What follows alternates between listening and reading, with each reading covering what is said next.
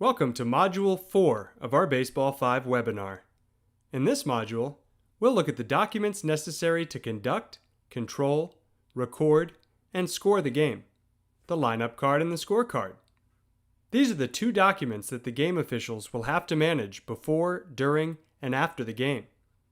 The lineup card is initially filled out by the two teams and submitted before the game. The scorecard is completely managed by the table official. Here you see the official lineup card. As you've already seen in previous modules, the table official will collect the lineup card in advance of the game from both managers. This will take place somewhere between 15 and 90 minutes before the game, depending on the rules of the event. The table official has to immediately check and see that every box has been filled in properly by the managers, with the first and last names of the players, their gender, respecting the rule that says at least 2 players per gender are playing for every team, and their uniform numbers completely filled in. On the right side of the card, they must fill in the name of the competition, the location, and the date. In a tournament, the games have a number or a code, and this must be marked in the box above the name of the two teams. The last 3 boxes are for the team that has submitted the card, the name of the manager, and his or her signature. It's really simple. Normally, the WBSC cards have 3 copies made, one for the other team, one for the game officials, and one for the local organizing committee. Sometimes, though, you'll have to make at least 4 copies. It all depends on the stature of the event.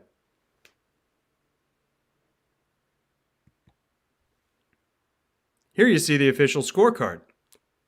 This document must be entirely filled in by the table official. On the left side, you fill in the names, genders, and uniform numbers for the players for both teams as they appear on the lineup cards submitted by their managers. On the right side, you fill in the boxes with the information of the competition, the location, the date, the game number, and the names of the two teams. And then down below, also on the right-hand side, you fill in the names of the officials, the home plate official, the 2 field officials, and the table official. While some WBSC sanctioned events may be officiated with 1 field official, as on this example of the scorecard, other WBSC official competitions, such as the Baseball5 World Cup or the Youth Olympic Games, will be conducted with a crew of 2 field officials, and there will be a different version of the scorecard to reflect that. Also on the right side, in between the competition information and the officials' information, we can see the table of contents, so to speak, or a key. Those are the different options you have to mark every play. We'll talk about that in great detail on the next few slides, and then watch a video where you see how it's put into action. Moving back to the left-hand side of the screen, you also see an example of a filled-in scorecard, properly done. You see the hits, runs, ends of innings, substitutions, all marked. And then on the very bottom line, you see the line score, inning by inning, with the final total of runs for each team. So for example, on this scorecard, the visiting team beat the home team by a final score of 4-2. And that example scoring may look confusing, but it's about to make a lot more sense. As we look at the scoring mechanics. Before we start to read down the list, I just want to make a note that, same as the rule book, scoring in Baseball 5 is very different from scoring in baseball or softball. And while it might look confusing at first, it's actually much easier. In just a few minutes, you'll learn how to score using the actual scoring mechanics. However, just like we said about the rule book, some adjustments or changes could happen soon. So be sure to follow the WBSC website and the WBSC social media channels to stay updated as the rules and scoring mechanics for Baseball 5 continue to evolve. But here are the basics of scoring.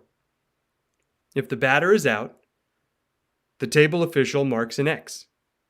If the batter reaches first base, it is marked S1. If the batter reaches second base, it is marked S2. If the batter reaches third base, it is marked S3.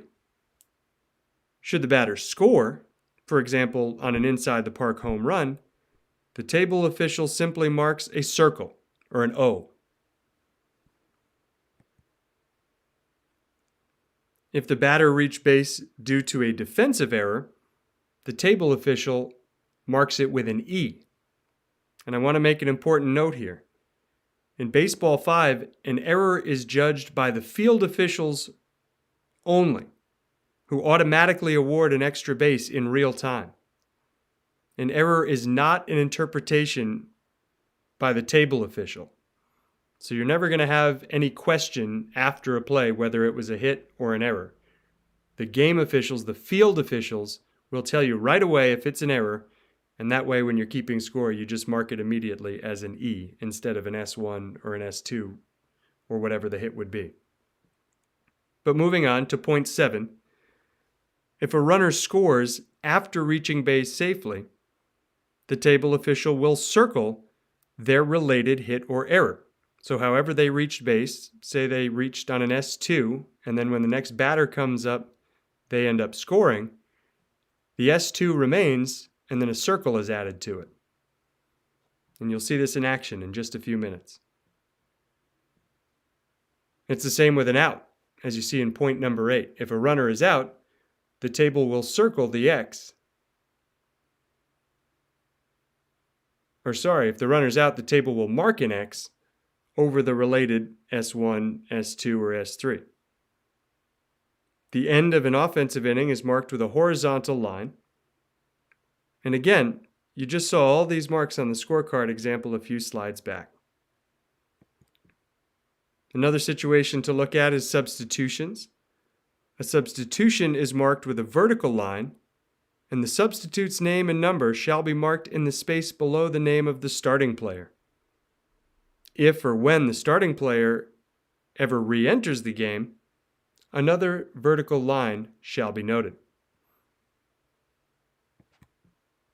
At the end of the game, all the empty boxes must be filled in somehow. And you can again see the example of this a few slides back and also when we're done with our videos here in a few minutes. After all the boxes are filled in, the scorecard is then signed by all the officials on the back. The game's start time, end time, and final duration are noted on the back as well. If something else happens during the game that's noteworthy, an injury, an ejection, or anything else like that, it can all be written as notes on the back of the scorecard. You see at the bottom of this slide an additional note about extra innings. It's very simple. When extra innings occur, you just mark a T next to the S1, S2, or S3 on the runner that's placed on base, and the T stands for tiebreak. So those are the basics of the scoring mechanics, and now it's game time. We'll watch a Baseball 5 game to see the scoring system play by play. Now this example game was played in Cuba 2 years ago, and since then, as we've noted, there have been quite a few changes. On this field, for example, you won't see lines marking the no-hit zone, and there's no safe area at first base. The changes that we've made since this event a few years ago have all been made to improve the game as it continues to evolve. But let's watch the video now, and after every play, you'll see the scorecard updated in real time. I won't say much, but I'll be a part of guiding you through it, so enjoy.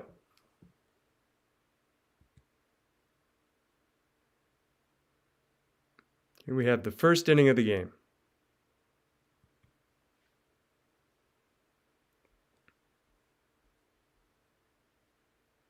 And It's a game that begins with an error, marked with an E.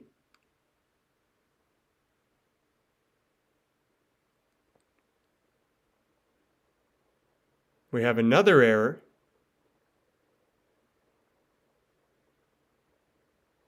and you saw the first batter's score on the second batter's hit, so that was the circle.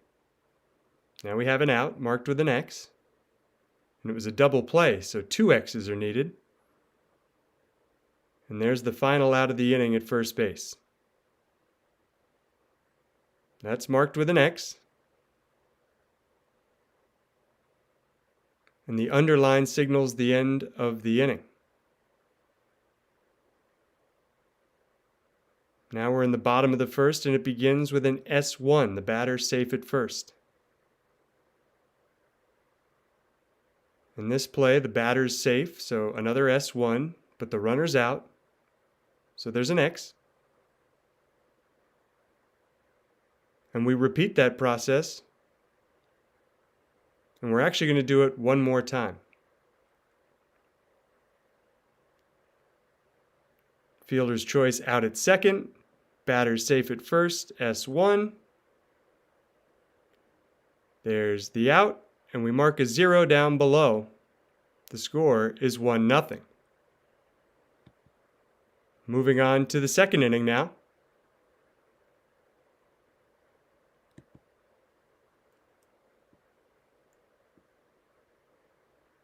The first play is an out at first base, close game, and you saw the good decisive call there by the umpire, or the field official, 0-1. You mark it with an X.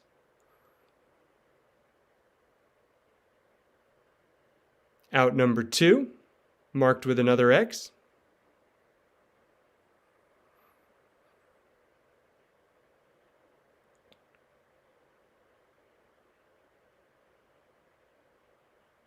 And there the batter's safe on an error, marked with an E.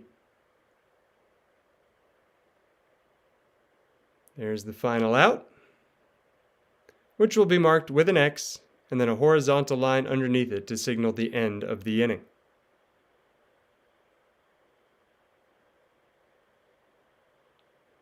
We begin the bottom half of the second inning with an out.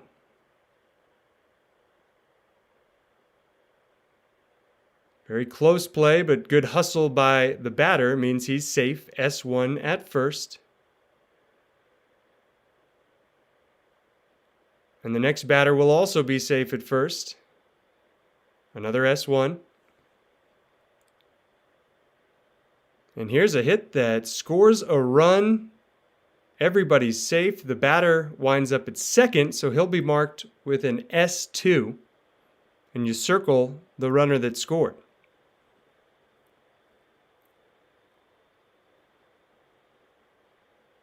Another hit that scores a run. S1 for the batter. Circle the run. And there is a double play to end the inning.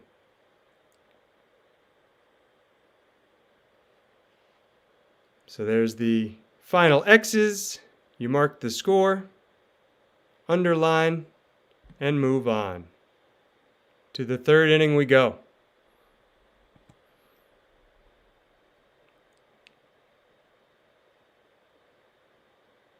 Batter was out right away.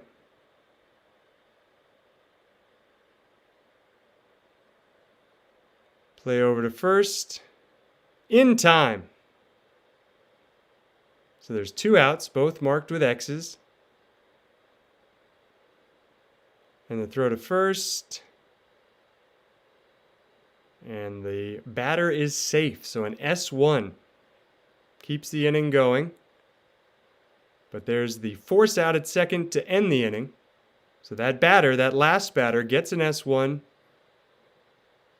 And there's the out, with an underline to signal the end of the inning. So we move to the bottom of the third now.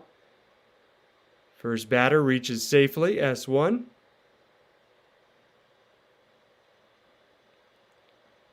You'll notice also when you get back to the score sheet, and That was a nifty double play. So 2 quick outs. You see how we've had to adjust the innings because more than 5 batters came to bat. So this is the 3rd inning, even though it's over in the 4th slot. And now the 3rd inning is over on that force out at second. No runs scored. We mark it and we move on to the 4th inning.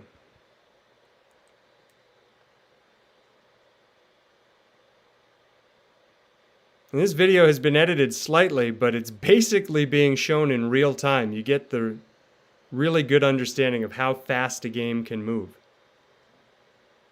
There's 1 out, but the batter's going to be safe. So an S1 for the batter, but an X over the original runner. And now, do we have a double play? No double play, but the force out at second. So another S1 for the batter with an X over the runner. 2 outs now, and the inning ends on that force out at second base. So S1 for the batter, X. You put an underline where the inning ended, and down at the bottom, put a 0 because no runs were scored. And here we are in the bottom half of the 4th inning.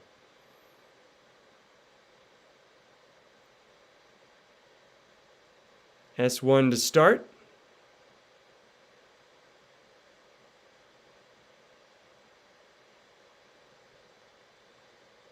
Back-to-back S1s.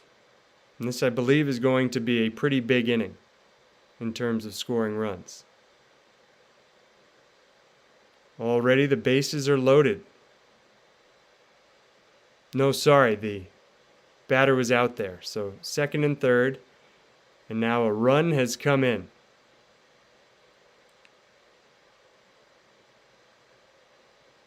So that was an S2 for the batter. 1 run scored. There's the circle. And there another run scored, even though the batter was out.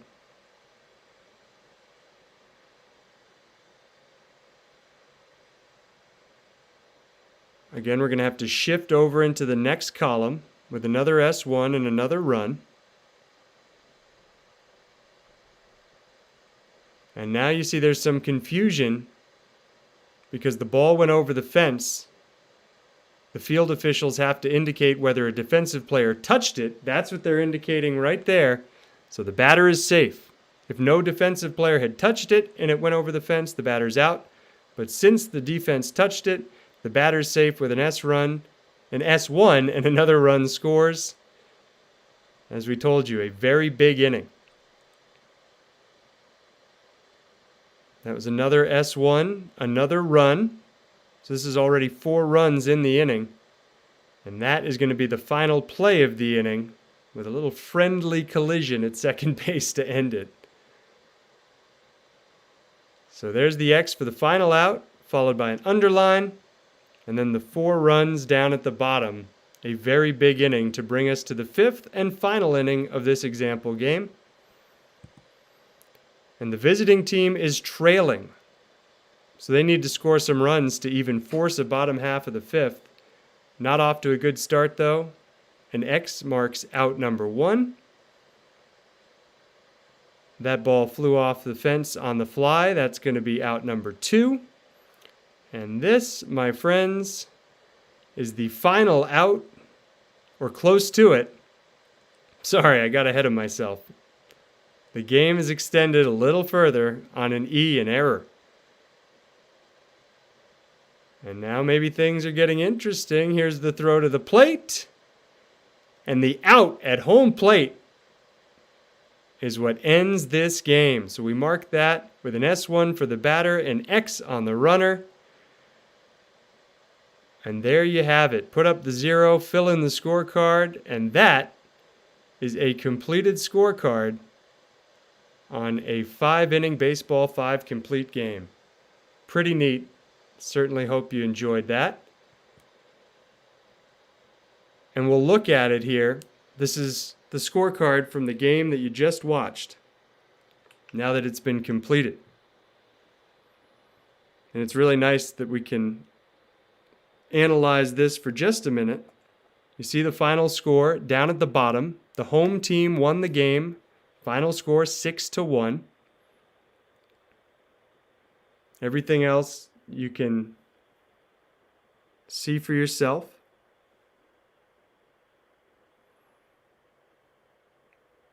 But this is a full score, a fully completed scorecard of the game you just watched, filled and fully closed. For practice, we recommend that you watch the video again of the example game and try to score yourself on a clean scorecard. It's very good practice for scoring.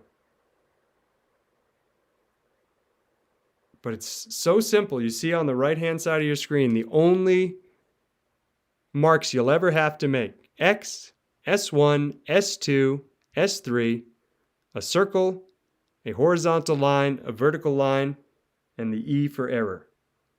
So I know it's confusing. Everything's confusing at first, but you realize now that it's really much simpler than scoring a baseball or softball game. And when you're going back and watching the videos again and scorekeeping on your own, remember the rules have changed slightly. And for example, the error on the very first play of the game would actually today be marked as S1. But the scoring system is here to stay. And we certainly hope you've enjoyed this scoring tutorial, and we look forward to sharing more information with you in the next module.